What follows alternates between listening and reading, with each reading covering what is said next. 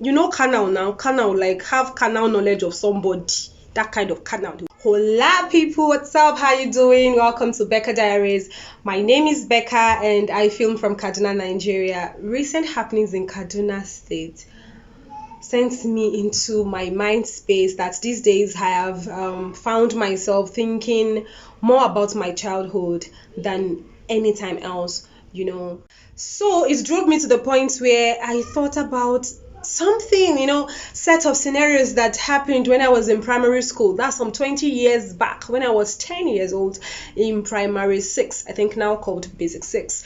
So this was a time I was 10, innocent and free. I had a seatmate who at the time was my best friend, Umo Eno.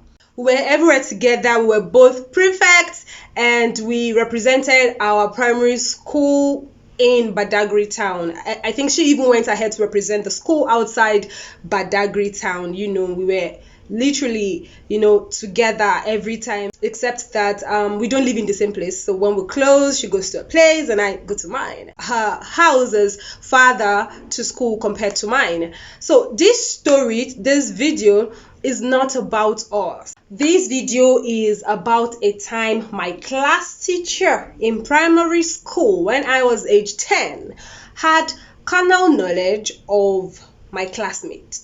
Okay, now I'm saying carnal knowledge. I'm not saying the word as it's supposed to be because of YouTube community guidelines. I don't want this video to get any strike or something like that. So you understand what I mean? Someone had a carnal knowledge of another person, yes.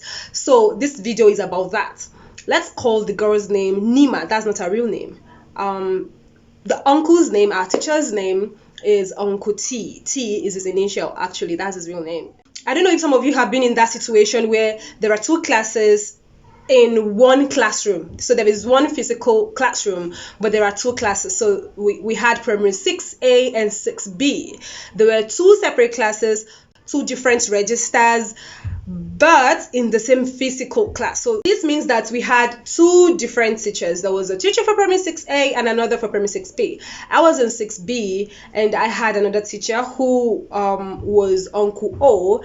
My best friend, my seatmate, was in 6A and her own class teacher was Uncle T. However, Uncle O had some issues I won't be talking about here, so he was hardly around, whereas Uncle T was always around.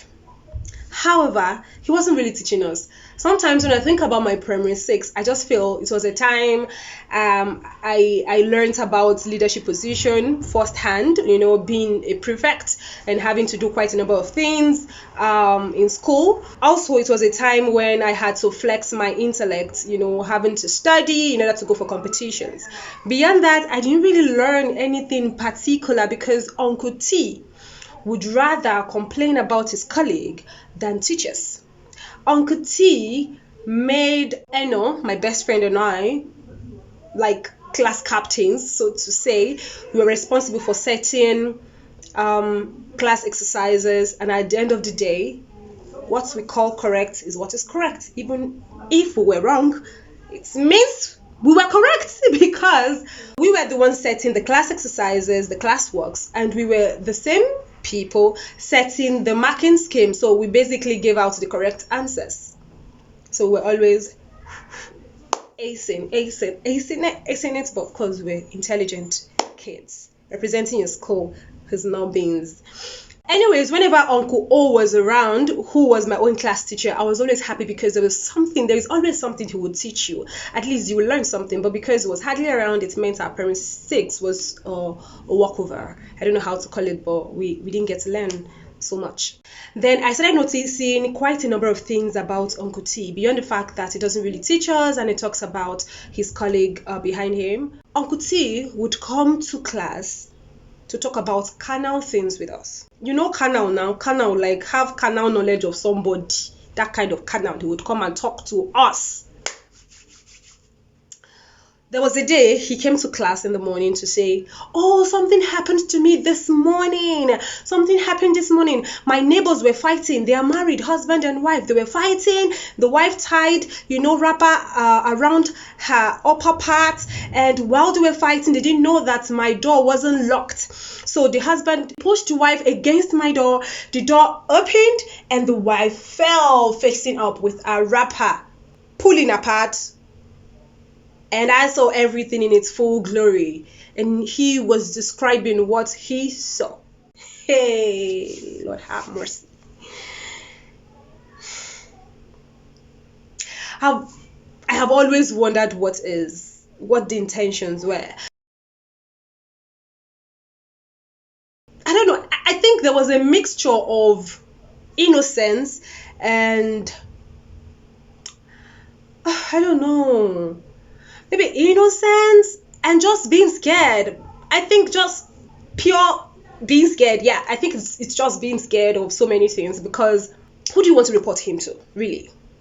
He was the disciplinarian of the school. If there was a teacher that every pupil was scared of, that was him. It was Uncle T.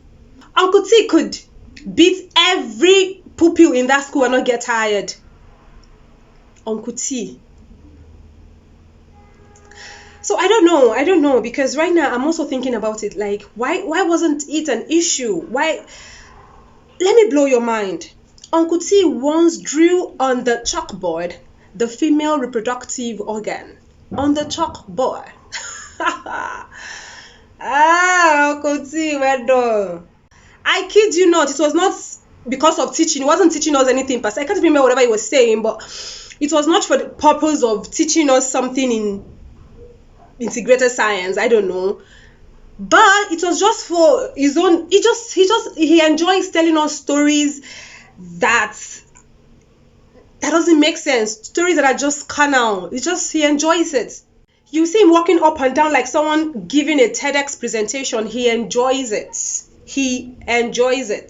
There was a time in class he asked a pupil to pick sweet from his mouth.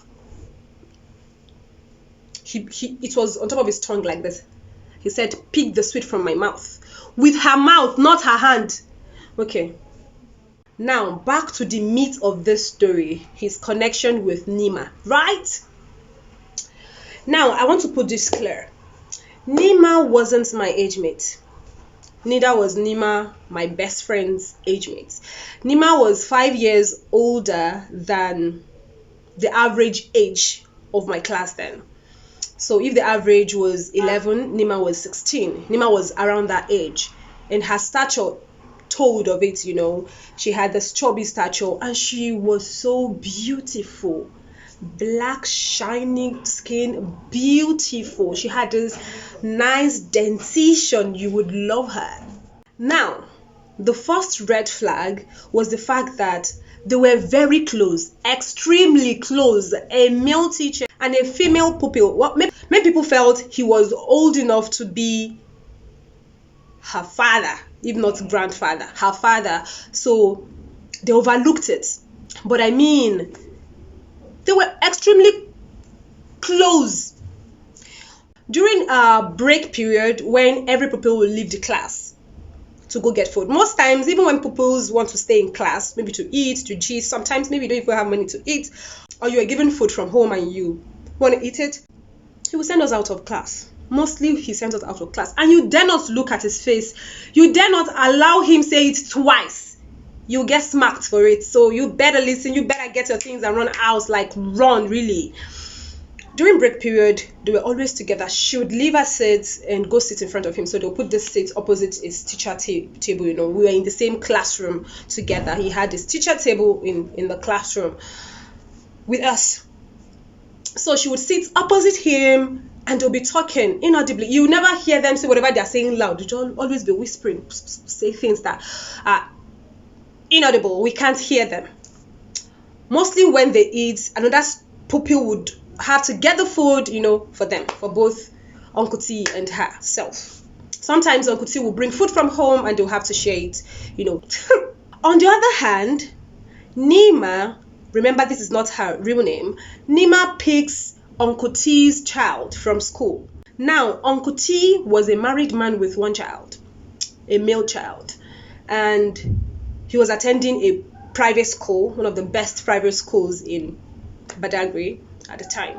She would go pick during closing period. I think they close earlier than we do, of course. So she goes there, picks the child, and bring the child to school. So the child will stay with his father until our own closing period, and they all go home. Right. Remember, Nima is older than us. She was around age 15, 16 at the time, so she could actually run this errand. But she was a baby still. She was a big baby, but yes, a baby. She was a child. I remembered one time Nima's mother visited school, Okay, now this is the point where I get to tell you that Nima was not living with her mom. She was living with her grandmother, her grandparent, so to say.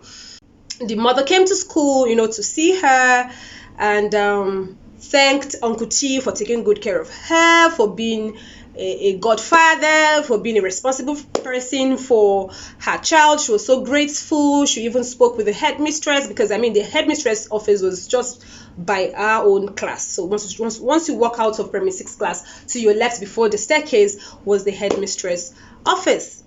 So of course, it felt cool, it felt normal, it felt cool that, the mother is in the know, so no cause for alarm, right? That's no cause for alarm at all, really. One day, while Uncle T was returning from the bank with lots of money. Now, this was an era when table payments were made in schools, for teachers. So he was responsible for going to the bank, get teachers' salaries, and then bring it to school where they do table payments. They actually pay actual cash. People weren't bound on bank account, weren't really financially included or something. I don't know what was happening then, but it was table payments. And this was 2002. So while he was coming with a Ghana must go, we call it Ghana must go, right? It was a bag. He was coming in with a big bag filled with this cash meant for his colleagues. He had an accident. He fell off. I think he was on a motorcycle. So he fell off the motorcycle. And the stories that got to us really was that when he fell, he broke his leg and the bag got torn. So the monies were everywhere on the ground, People who witnessed this said that he was actually scrambling for the money. He didn't even care that he had broken a bone. He was just trying to gather the money. He was just crying, shouting that people should help him. So they took him to the hospital and the money was brought to school. We had teachers pop in to take care of us at intervals, We were fine, we were big girls. Anyways, soon he was out of the hospital and he came to class, using crutches. He was using crutches, came to class. We were all happy to have our teacher back, happy he is fine, and nothing really, terrible happened to him. At the time, his legs were already healing, and he was looking great. So he told us to our faces that he was so disappointed in us that imagine when he was in the hospital, none of us visited him except Nima. It was only Nima who bought him Milo, bought him this, brought that, and took care of him. That Nima was around. Nima came to visit him. Nima took care of him. Anyways, he was really angry with us that we did that to him, and that he was not going to forgive us. He was not going to be happy with us for a long time, and he promised that Nima would go to a private school. And if he has 1 million naira today, he's going to spend it on Nima. Whereas, all of you, I'm looking at all of you, you end up in public secondary school after now. Nima, I'll send her to the best private school in town. And we're all just frozen looking at him like, okay, sir. Okay, we're sorry, sir. So we apologized and that was it. Right? Anyway, soon I discovered one funny thing, that Nima could not read nor write, even though she was in primary 6, and I didn't know how she got to primary 6, by the way. Anyways, that's not the point. The point is that sometimes when we close, Uncle T would make a note. He would make a note and give it to Nima. And he would close and take his child home. Nima, being that she could not at the time read nor write, she couldn't read, she would give the paper to my best friend to read it for her. So she would read it, come gist me in school, the contents of the paper, which I really can't remember well now. But what I do remember was the day Uncle T decided to write in Yoruba. He left the usual English and decided to write in Yoruba language. My best friend at the time could not read Yoruba. I think they just came into Badagry at the time, so she wasn't fluent in Yoruba, so she couldn't read it at all. I think she could understand then, but she couldn't read it. So when we closed and we're walking home, walking in group, they called me back, Nima and my best friend, and they gave me the paper that I should please translate. Guess what was written there? Padà wá sí school ní aago mẹ́ta, pàdé mi ní class primary 4. You get it? Okay. So when I read it, I was 10, but I was wondering what she will go back to school to do. And I'm not sure at the time we had that kind of carnal knowledge education. Becca. Because I'm not so sure. I don't know. I'm not sure if we had that education that if someone says something like this to you, you can talk to an older person, or this is what you should do, like the Bible of carnal knowledge. There was nothing like that. Can't remember. Maybe secondary school, yes, but primary school, nah. So I think I must have told my siblings when I got home. My siblings must have told my mom. Now, I was a teacher's kid when I was in that school. Yes, I didn't say that before. My mom was teaching in the same school, but she was teaching Basic 1, now Basic 1. She was teaching Primary 1 at the time. Which means I was a teacher's kid, and nobody, not even teachers, would lay their hand on me. It means Uncle T doesn't beat me. Even though he was the disciplinarian of the school, he beats students at every slight opportunity. He doesn't beat me. Even when he's punishing the entire class, he doesn't touch me. So I was some sort of mini spoiled brat then, but that's not what we're talking about here. Anyways, my siblings must have told my mom, and I think they took up the case in school or something. I can't remember the details now. However, all I remember was that few days later, Uncle T's best friend, Mr. A, yes, that is his initial, as far as I can remember, Mr. A, who was a clerk or something like that at the education office upstairs. Our school was a story building. My mom was teaching downstairs. We had primaries 1 to 3 downstairs and 4 to 6 upstairs, with the head teacher's office upstairs. We had a library downstairs. The library was downstairs too. So, ladies and gentlemen, brothers and sisters, brethren, Mr. A came to class that day and said we're making noise. He came to class as usual. You know what Mr. A does? He would come to class with his girlfriend, a more matured person, right, this time, and sit behind and order us not to look back. The order is not to look back. They'll sit behind.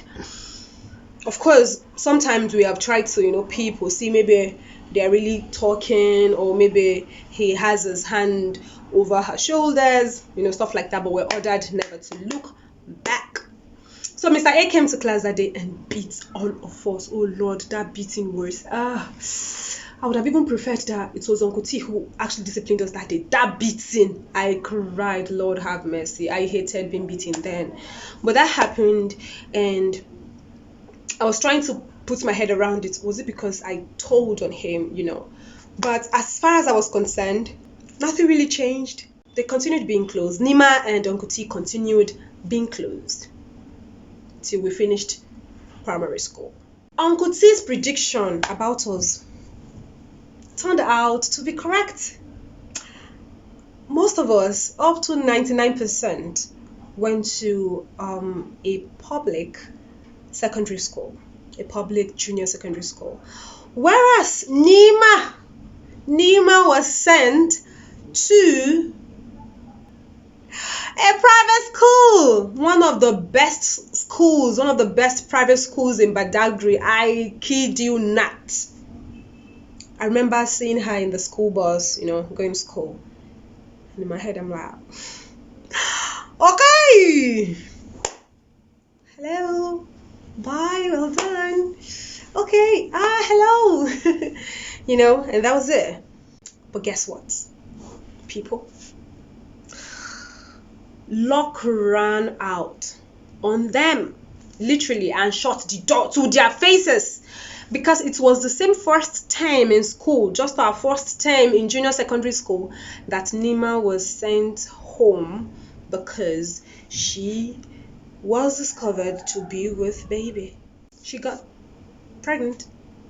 Yes, Uncle T's baby. I heard Nima's mom came to school to create a scene, about the entire thing, and Uncle T was finally transferred out of town. I don't know if it was properly sanctioned. I don't know. It was around that time we heard that he did similar thing, in the school where he was teaching before getting transferred to our school. And now he was transferred to another school.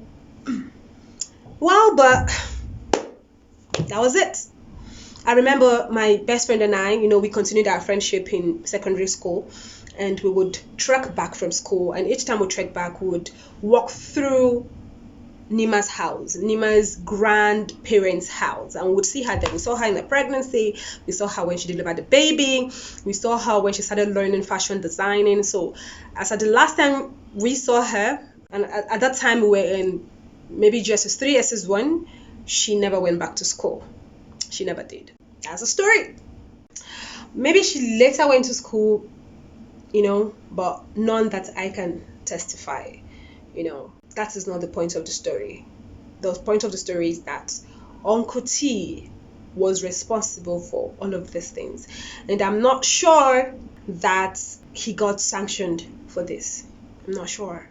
This story, and of course video, is dedicated to all survivors of statutory rape. It's not your fault that those who were meant to keep you, to guide you, to watch over you, defiled you. No, it's not your fault. Never. This is also a warning to men and women who have made it a point of duty to molest, to take advantage of younger people or weaker people. Your act destroys people in ways I cannot even express, in ways so hard to describe. Please stop. Break the cycle. Thank you for watching this video. Kindly drop a comment for me to know that you were here and that you support me and that you want to hear more from me. Also drop a comment about similar reality you might have experienced or heard about. Also share this video to reach more people. Thank you for watching this video once again. Till my next video, be good.